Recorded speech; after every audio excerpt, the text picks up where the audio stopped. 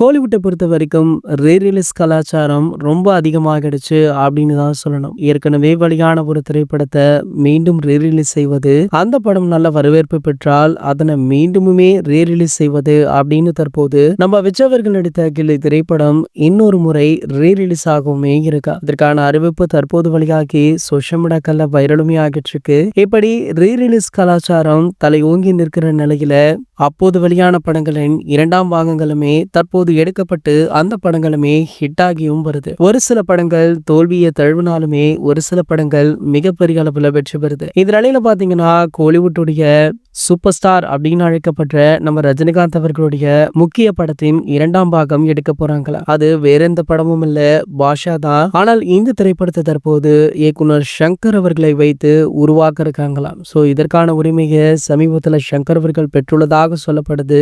அது மட்டும் இல்லாமல் சூப்பர் ஸ்டார் ரஜினிகாந்த் அவர்களையுமே சந்திச்சிருக்காராம். மேலும் ஏகே அவர்களுடன் தொலைபேசியில் தொடர்பு கொண்டு படத்தை பற்றிய ஒரு சில விவாதங்களுமே நடைபெற்றுள்ளதாக சொல்லப்படுது. ஆகையால கூடிய விரைவிலேயே இதற்கான அதிகாரப்பூர்வ அறிவிப்பு வெளியாகும் அப்படின்னு எதிர்பார்க்கிறாங்க. மேலும் பாத்தீங்கன்னா இந்த படத்தை பிரம்மாண்ட பட்ஜெட் கொடுத்து தயாரிக்க சன் பிக்சர்ஸ் நிறுவனம் முன் வந்துள்ளதாக சொல்லப்படுது. இது போன்ற செய்திகளை பத்தி நீங்க உடனே தெரிஞ்சுக்க நம்மளுடைய சேனலை மறக்காம சப்ஸ்கிரைப் பண்ணிக்கோங்க.